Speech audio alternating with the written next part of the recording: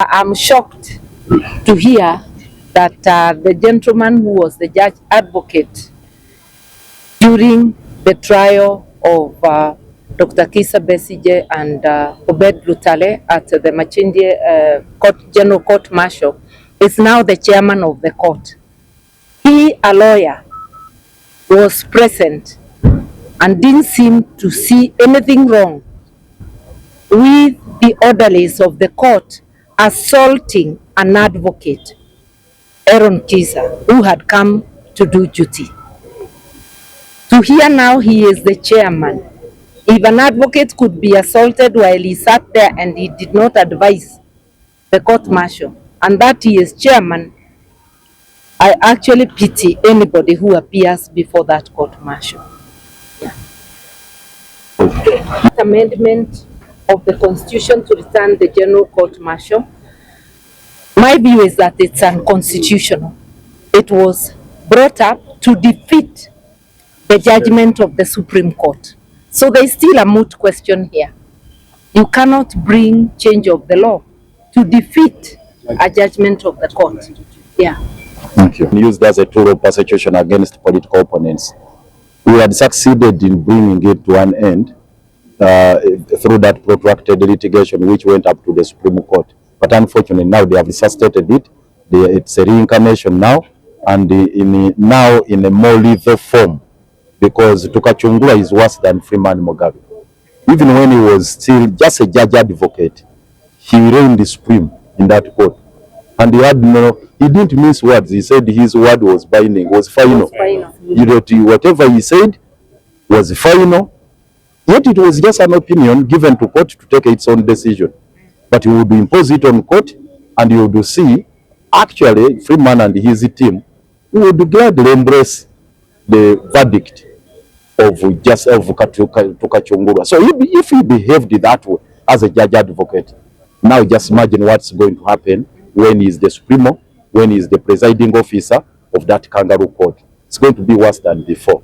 And it's the reason we are determined and we are marshalling up all our efforts, the forces of change, to ensure that we bring down this tool of oppression. It's incumbent upon all of us to get together, to bury our hatchet, and bring down this tool of persecution. And that's what we are determined to do. We are worried. Anything can happen.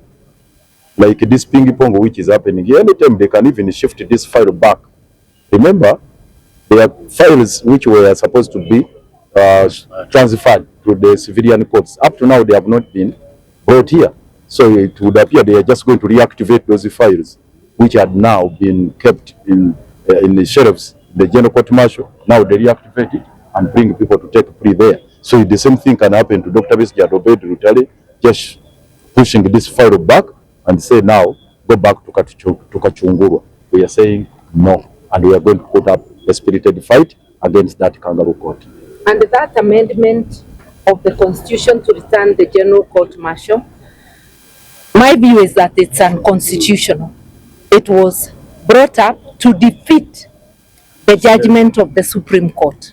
So there is still a moot question here.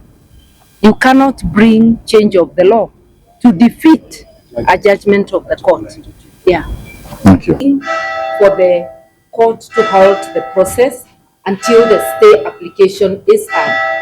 But Mr. Jatiko says, hear the plea first. That's what I heard you say. Unless he said that the plea should be heard. Unless if I misheard him, that is where I'm coming from. That in essence is opposing the stay. Because once the plea is heard, the proceedings will have commenced. The very proceedings we are trying to stay. And this is a procedural matter. There is an application which is going to be served at the end of the day. And on a matter, like my learned friend Martha Lukwago, the Lord Mayor has elaborated, it's on matters that have been canvassed before this court, so it's not on any new matter. So I would like to refer the court to Article 28, subsection 1 of the Constitution, about the right to a fair speedy public hearing before, these are the two operative words, independent and impartial court, if I may leave there. That is the area the accused persons are contending.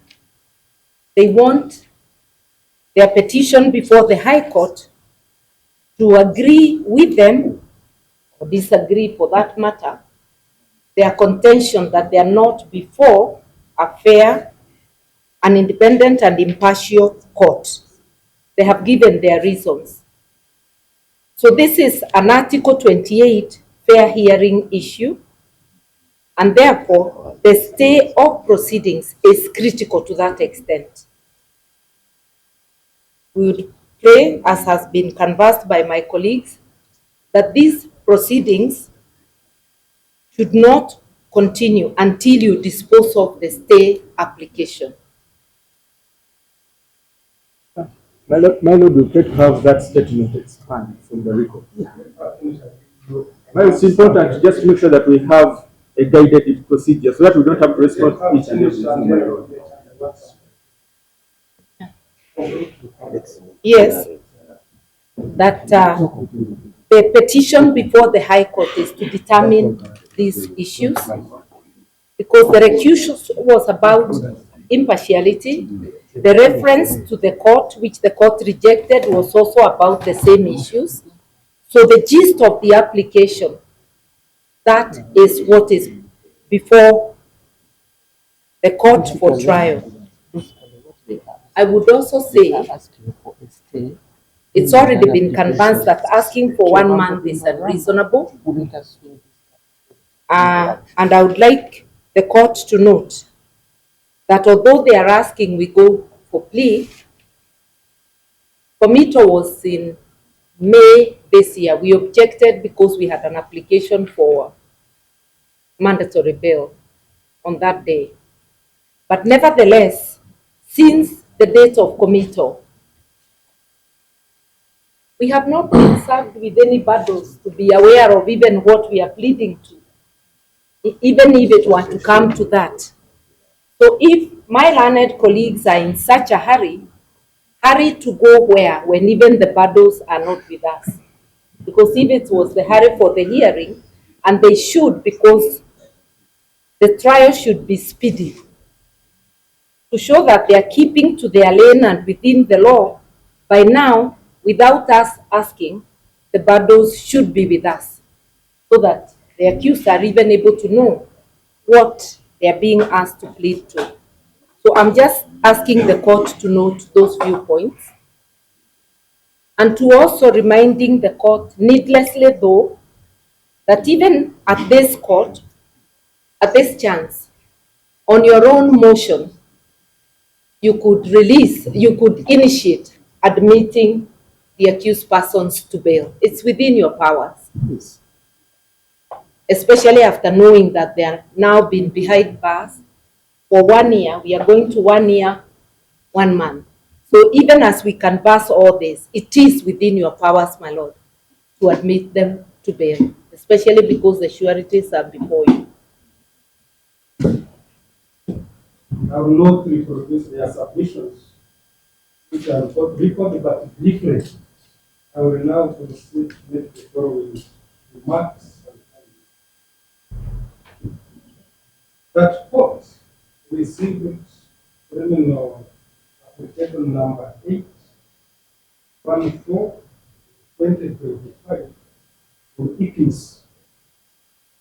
And this application was filed on ICNIS on 3rd December at 7:36 p.m. From the court record, the Registrar of Criminal Division allocated the same application to this honorable court today in force at 9:15.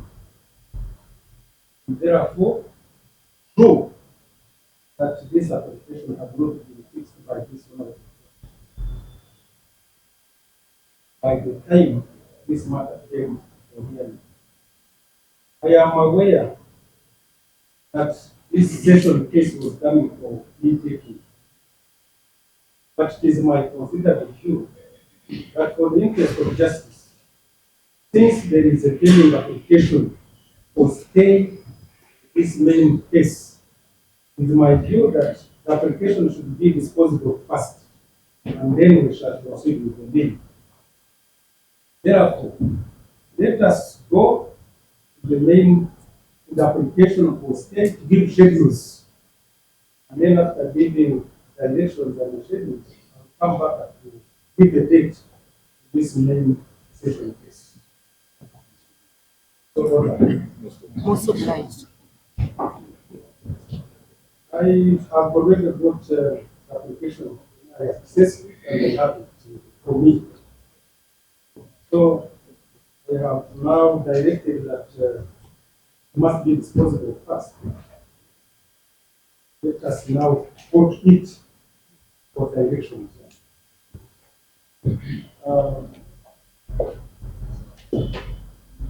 Now Business application, page 1 of 2025, arising from Business Session number 335 of 2025, and return the